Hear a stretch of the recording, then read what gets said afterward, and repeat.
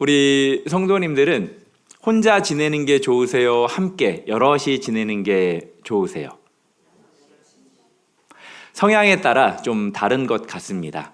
어떤 분들은 혼자 지내는 것이 너무나 편하다고 이야기하시는 분들이 있는가 하면, 어떤 분들은 어떻게 혼자 지내냐, 여럿이 있어도 나는 외로운데 라고 말씀하시는 분도 있더라고요. 우리 성도님들은 외로움을 타는 스타일이십니까? 외로움 그런 건 몰라 스타일이십니까? 예, 어떤 분들은 참 외로움을 많이 타시는 분들이 있어요. 풍요 속에 빈곤을 느끼시는 분들도 있고, 어떤 분들은 그냥 혼자 지내는 게 익숙해서 외로움 자체도 그렇게 타지 않는 분들이 있는데, 요즘 혼밥이라고 들어보셨죠? 맨 처음에 이 용어가 나왔을 때는 정말 당황스러웠었습니다. 저도. 그런데 요즘 시대는 이게 너무나도 자연스러운 용어가 돼버렸습니다.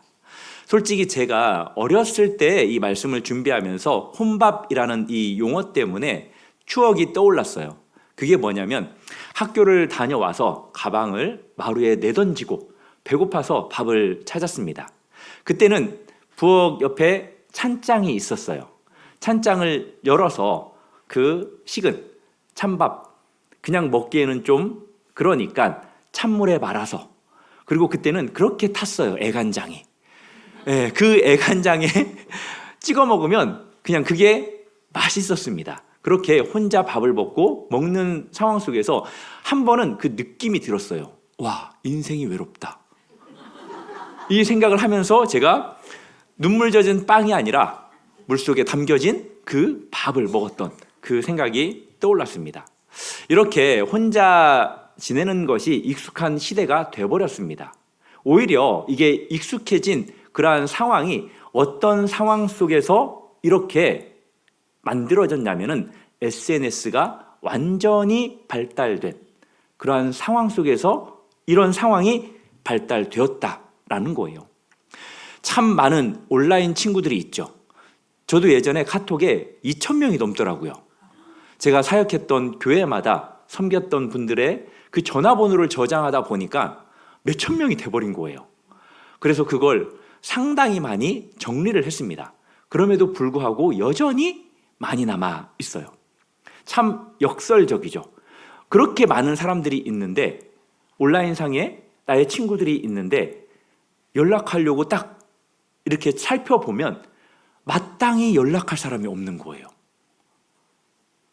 사랑하는 성도 여러분, 우리에게 친구는, 유일한 친구는 주님입니다.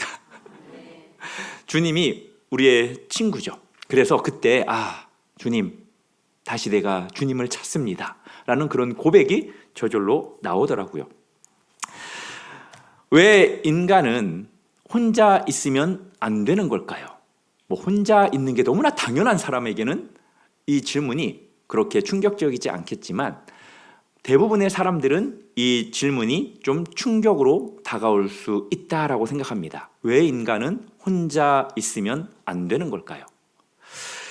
우리를 만드신 하나님 때문에 그래요. 우리가 혼자 있으면 안 되는 이유가 다른 데서 이유를 찾는 게 아니라 바로 하나님으로부터 우리가 이유를 찾을 수 있다라는 겁니다. 제가 계속해서 좀 사용하는 단어가 우리라는 단어죠. 이제 주일날 이렇게 오후 예배 때 우리 성도님들과 좀 함께 한다면 공동체에 대한 이야기들을 좀 제가 몇 주 동안 하려고 합니다. 그러니까 오늘 처음 우리가 공동체 신앙이라는 이 부분에 대해서 우리가 그리고 살펴볼 그 대상은 다른 곳이 아니라, 다른 분이 아니라 바로 하나님이에요. 하나님. 그 시작이 하나님입니다. 그래서 제가 선택한 본문이 창세기 1장 26절부터 28절까지예요. 26절에 보면은 이렇게 기록이 되어 있죠. 우리의 형상을 따라 우리의 모양대로 우리가 사람을 만들고. 오늘 본문을 만약에 1장 1절부터 계속 읽어보다 보면 조금 이상한 것을 발견할 수 있어요. 우리가 딱 여기만 읽었기 때문에 뭐가 이상한지 발견하기 쉽지 않지만, 앞에서부터 쭉 읽어보면은 갑자기 26절에서 하나님이 뭐라고 말씀하시냐면 우리라고 말씀을 하십니다. 우리의 형상대로 우리의 모양대로 우리가 만들자. 내내 하나님은 혼자 말씀하셨거든요. 빛이 있으라, 물이 보이라, 이렇게 쭉 혼자셨습니다. 그런데 사람을 만드는 그 순간에 갑자기 우리가 등장합니다. 마치 혼자 방에 있는 사람이 이야기를 하는 거죠. 우리 밥 먹자. 생뚱맞죠? 그런 것처럼 지금 하나님께서 딱 그렇게 말씀하시는 거예요. 수많은 학자들이 이 부분에 대해서 수천 년 동안 이 부분을 해석하려고, 이 부분을 설명하려고 그렇게 애를 썼습니다. 첫 번째, 그들이 설명하는 방식은 이거예요. 뭐냐면 옛날에 왕들이 자기를 높여서 뭐라고 표현했냐면 짐이라고 표현을 했죠. 짐이. 그런 것처럼 하나님도 그냥 격식 있게 우리라고 그렇게 했다라는 거예요. 뭐 맞는지 안 맞는지 조금 아리까리하지만 조금은 그럴듯하다라고도 해석할 수 있습니다. 그렇지만 이것은 히브리 문법에서는 전혀 허락하지 않는 표현이에요. 맞지 않는다라는 겁니다. 왜 그러냐면 왕이 자신을 높일 때의 명사만 복수로 사용했기 때문에 그래요.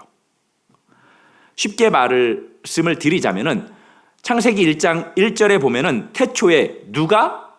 하나님이, 이 하나님이라는 단어가 바로 엘로힘인데 복수형으로 사용이 되었어요. 명사인데 복수형으로 사용이 되었습니다. 그런데 명사는 복수형으로 사용될 수 있는데 그 뒤에 따라오는 동사는 히브리 문법적으로 어떻게 사용이 되어야 하냐면 단수로 사용이 되어야 돼요. 하나님께서 천지를 어떻게 했다고요? 창조하시니라. 바로 창조하셨다라는 이 단어는 단수입니다. 명사는 복수, 동사는 단수. 이것이 규칙이에요. 그런데 오늘 26절에 보면은 갑자기 동사가 우리가 만들자, 이 동사가 복수형으로 사용이 됐다라는 겁니다. 규칙이 깨진 거죠. 단순한 격식 표현이라면 굳이 동사를 복수로 사용하지 않아도 됐어요. 그런데 복수로 사용해요. 그러니까 이것은 문법이 성립되지 않는다라는 거예요. 어려운 것을, 참 쉬운 것을 제가 어렵게 설명한 것 같아요, 지금. 우리 성도님들 어렵게 생각하지 않는 것 같아서 참 감사합니다. 그리고 두 번째는 어떻게 해석을 하냐면 하나님이 이 부분에 대해서 천사들에게 논의한 것 같다라고 그렇게 해석을 합니다. 그러나 우리는 아니라는 거 알죠. 성경을 아무리 뒤져도 창조의 천사가 참여했다라는 그런 내용은 없습니다. 천사도 하나님께서 만드신 피조물에 불과해요.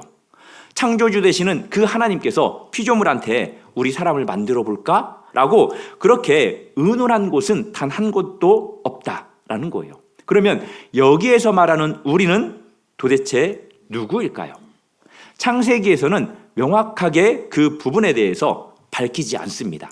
그렇지만 우리가 성경을 계속 읽어서 신약으로 넘어오면 신약의 그 말씀의 빛을 통해서 이 우리라는 단어가 어떤 분을 의미하는지 확실하게 알 수 있어요. 바로 성부와 성자와 성령, 삼위일체 하나님을 의미합니다. 그러니까 하나님은 혼자였을까요? 혼자가 아니었을까요? 혼자가 아니셨습니다. 세상이 만들기도 전에, 시간이 시작되기도 전부터 하나님 안에는 이미 사랑을 주고받는 그러한 관계가 있었다라는 거예요. 그러니까 하나님은 본래부터 공동체로 존재하셨다라는 겁니다. 요한복음 1장 1절에 보면은 어떻게 기록이 되어 있습니까? 태초에 말씀이 계시니라. 이 말씀이 하나님과 함께 계셨으니. 여기에서 말씀은 어떤 분이시죠? 맞아요. 성자 예수님이십니다. 함께라는 이 용어는 그냥 곁에 있는 이것을 의미하는 게 아니에요. 여기에서 함께라는 이 용어는 두 인격 사이에 살아있는 교제와 또 인격적 방향성을 나타내는 그러한 표현입니다. 창조 이전부터, 영원 전부터 성부와 성자는 인격적인 교제 안에 계셨다라는 거예요. 성령 하나님께서는 그 교제 안에 함께 계셨었죠. 신학자들은 이 삼위의 영원한 상호 교제에 대해서 어떤 용어를 사용하냐면 그냥 한번 듣고 흘리십시오. 페리코레시스라고 그렇게 이야기합니다. 이 용어는 삼위 하나님께서 상호 내주하시고 교제하신다라는 그러한 의미예요. 성부 하나님께서는 성자 예수님을 사랑하셨습니다. 그리고 성자 예수님은 성부 하나님을 영화롭게 하셨어요. 성령님은 그 사랑의 교제 안에서 역사하셨습니다. 이것이 바로 하나님의 영원한 내적 삶이셨어요. 이 시대를 살아가고 있는 이 정도 신앙생활을 한 우리들은 이 부분에 대해서 너무나도 잘 알고 있죠. 개혁주의 신학자 바빙크가 이 부분에 대해서 이렇게 말했습니다. 삼위일체 하나님 안에 영원 전부터 완전한 사귐이 있었음을 강조하며 바로 그렇기 때문에 하나님은 외로움이 무엇인지 모르신다 라고 그렇게 말했습니다. 하나님은 고립 안에 계신 분이 아니라는 거예요. 하나님은 관계 안에서 존재하는 분이라는 사실을 기억하시기를 바랍니다. 이것이 무엇을 의미하는 거냐면 하나님의 본질 자체가 다시 한번 말씀드리지만 공동체라는 거예요. 신앙생활 혼자 하면 되지 뭘 같이 해. 같이 해봐라. 의견도 다르고 생각도 다르고 하는 일마다 여러 가지 이상하게 안 좋은 일만 생기더라. 그냥 나는 조용히 혼자서 신앙생활 하겠다. 정말 아름다운 사람이에요. 그렇지만 그 아름다움을 여기에 계신 분들은 따라하지 않기를 바랍니다. 왜 그러냐면 하나님 자체가, 하나님의 본질 자체가 공동체이기 때문에 그래요. 신앙생활은 홀로 도를 닦는 수행이 아니라는 거예요. 혼자 신앙생활 하겠다라고 하는 사람은 그냥 혼자 조용히 신앙생활 하면 되는 거예요. 그런데 우리는 그렇게 하면 안 돼요. 하나님이 누리시는 그 사귐 안으로 우리는 초대받았기 때문입니다. 믿으십니까? 그렇기 때문에 우리는 어쩔 수 없이 함께 해야 돼요. 어쩔 수 없이 함께 해야 된다라는 이 표현에 대해서 제가 가끔씩 쓰는 용어가 있는데요. 피할 수 없으면 어떻게 하라고요? 즐기십시오. 즐기십시오. 그게 곧 행복의 비결입니다. 네. 이 공동체 안에서 우리는 피할 수 없어요. 피할 수 있는 방법은 딱 한 가지예요. 주님이 부르시면. 부르시지 않는 그 삶 동안 이 공동체 안에서 즐기시기 바랍니다. 그것도 행복하게. 아멘. 감사합니다. 그렇다면 이제 하나님께서 우리의 무엇대로 만들자라고 말씀하셨습니까? 형상. 예. 여기에서 형상은 보편적으로 조각상 그리고 대표적인 형상 이것을 뜻하는 거예요. 고대 근동에서 왕은 자신의 통치가 미치는 곳마다 무엇을 새겼냐면 자신의 조각상을 새겼어요. 그 조각상은 왕은 아니죠. 그렇지만 왕의 권위와 왕의 현존을 그 땅에 나타내는 것이잖아요. 그 시대에 오직 왕만이 신의 형상으로 그렇게 불림받았었습니다. 그런데 창세기는 지금 선언해요. 뭐라고 선언하냐? 모든 인간이 하나님의 형상이다. 즉 신이다라는 거예요. 고대 근동에서 이 세계관은 너무나도 큰 급진적인 선언이었던 겁니다. 어떻게 형상을 하나님께서 창조하셨습니까? 하나님의 형상대로 사람을 창조하시되 누구와 누구로? 남자와 여자로 창조하셨습니다. 27절에서 주목해야 할 것이 있는데 남자에게만 또는 여자에게만 하나님의 형상이 주어지지 않았다라는 거예요. 남자와 여자 모두에게 온 인류가 예외 없이 하나님의 형상을 지닌 존재라는 거예요. 그래서 이 형상은 고립 안에서가 아니라 관계와 공동체 안에서 더욱 완전히 드러나도록 그렇게 설계가 되었다라는 겁니다. 왜 그렇습니까? 제가 계속해서 이야기했던 내용입니다.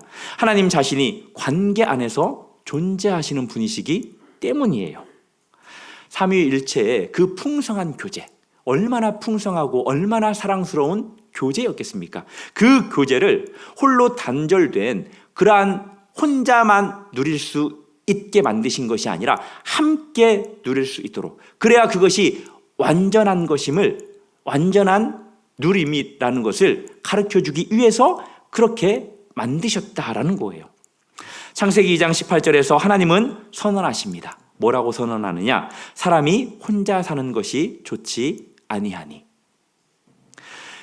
이 말씀이 참 놀라운 말씀이에요. 왜 그러냐면 1장에서 보면 계속해서 천지를 창조하시면서 하나님은 창조할 때마다 보시기에 좋았더라 라고 말씀하셨습니다. 그런데 처음으로 좋지 않다라고 말씀하신 것이 바로 이 장면이거든요. 아직 죄가 들어오기 전이었습니다. 타락 이전이었습니다. 그런 완전한 세계에서도 혼자 있는 것은 좋지 않았다라는 거예요.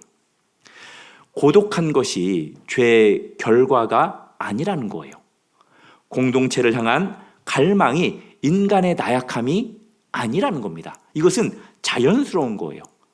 우리가 어디 안에 소속되기를 바라는 것, 누구와 함께하기를 바라는 것, 이러한 갈망들은 하나님의 형상으로 만들어진 우리에게는 너무나도 당연한 그러한 모습이라는 거예요. 그러니까 내가 고독에 빠지고 내가 함께하지 못하는 것을 외로워하는 것, 이것을 너무 안타깝고 불편하고 어렵게 생각하지 마시기를 바랍니다. 그런데 외로움이라는 건 참 견디기 힘들죠.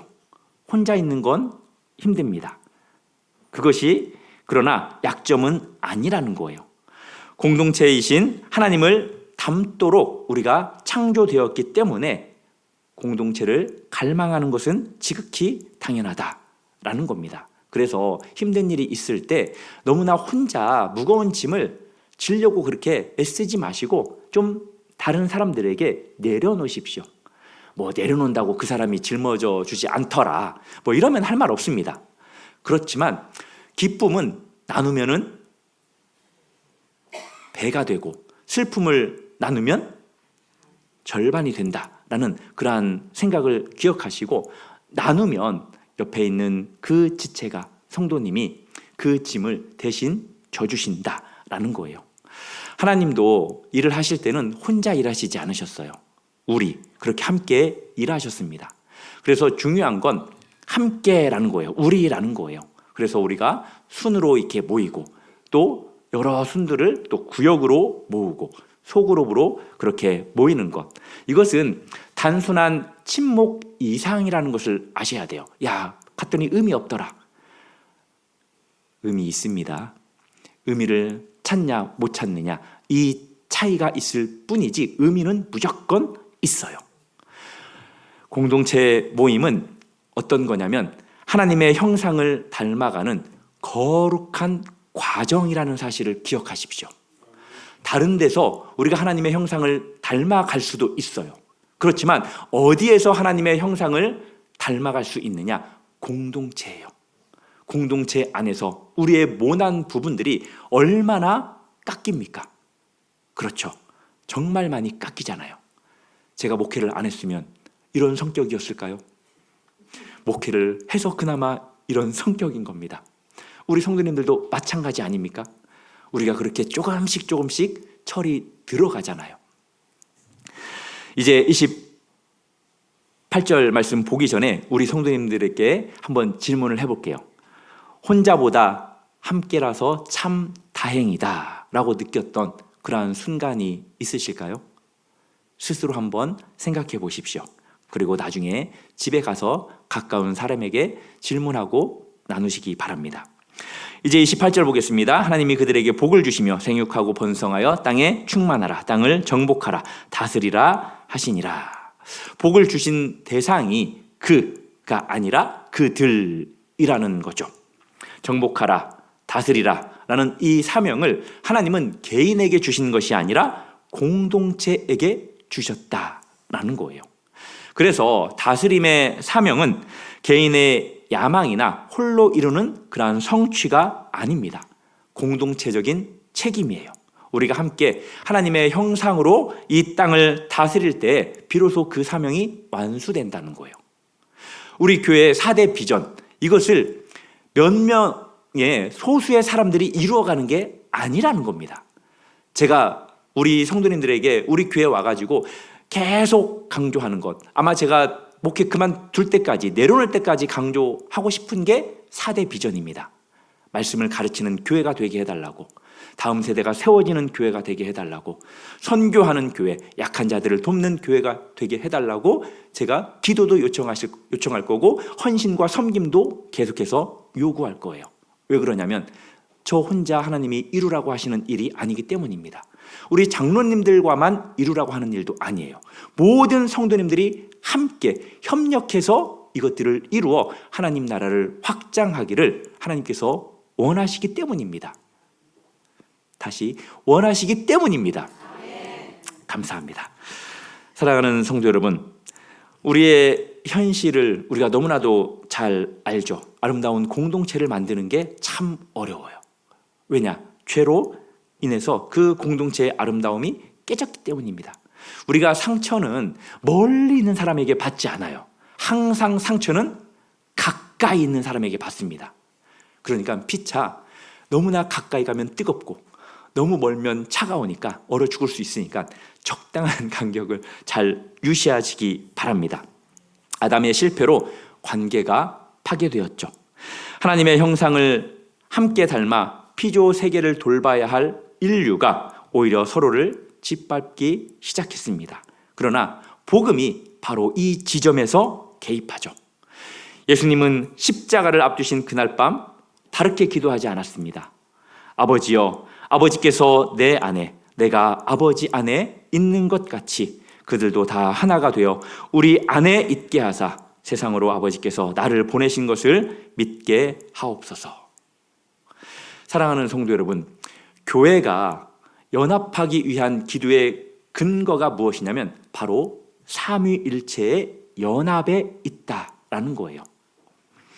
아담 안에서 깨어진 이 공동체를 둘째 아담이신 예수 그리스도 안에서 회복한 줄 믿으시기 바랍니다. 골로새서 3장에 보면은 새 사람에 대한 언급이 있습니다. 3장 10절에 보면은 새 사람이 창조하신 이의 형상을 따라 새롭게 하심을 입은 자가 바로 새 사람이다 라고 말합니다. 그 회복된 현장이 어디냐면 세상이 아니에요. 바로 교회입니다. 믿으십니까? 그래서 교회는 세상의 다른 일반 그러한 공동체들과는 완전히 달라요. 단순한 종교 공동체가 아닙니다. 교회는 삼위일체 하나님의 공동체적 그 본질을 이 세상 한가운데에 반영하도록 부름받은 새로운 예수님으로부터 창조된 공동체라는 거예요. 우리가 선교하기를 원하죠. 주의 복음을 전하기를 원합니다. 그것을 가장 쉽게 표현할 수 있는 방법은 서로 사랑하는 거예요. 예수님께서 말씀하셨죠. 너희가 서로 사랑하면 이로써 모든 사람이 너희가 내 제자인 줄 알리라. 그래서 우리가 함께해서 서로 사랑하는 것, 이것이 바로 선교라는 거예요. 교회 공동체는 세상의 걱정거리가 되면 안 되고요. 세상의 대안이 되어야 됩니다. 믿으십니까? 우리 정신 사랑의 교회가 그런 교회가 될 수 있기를 주님의 이름으로 축복합니다. 이제 말씀을 맺겠습니다. 하나님은 본래부터 공동체로 존재하십니다. 우리는 그 하나님의 형상대로 창조되었기 때문에 공동체 안에서 더욱 온전해질 수 있습니다. 그리고 우리는 공동체로서 이 땅을 다스리는 사명을 받았습니다. 그리스도 안에서 그 사명이 회복되고 있습니다. 사람이 혼자 있는 것이 좋지 않다라고 하신 말씀은 단순한 관찰이 아니에요. 그것은 하나님 자신이 본성에서 흘러나온 선언입니다. 하나님이 공동체이기에 우리도 함께할 때 가장 아름다운 거예요. 그래서 이번 주 한 주간 우리 성도님들에게 좀 숙제를 드리자면, 내가 가까이 가지 못하는 그러한 분들에게 조금 노력해 보시기를 바랍니다.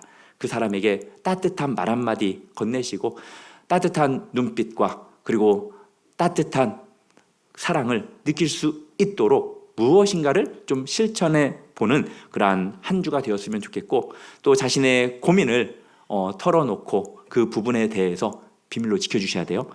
같이 기도해서 그 아픔과 슬픔과 삶의 무거운 짐을 나누는 그러한 공동체, 지체를 좀 만들어 보셨으면 좋겠습니다.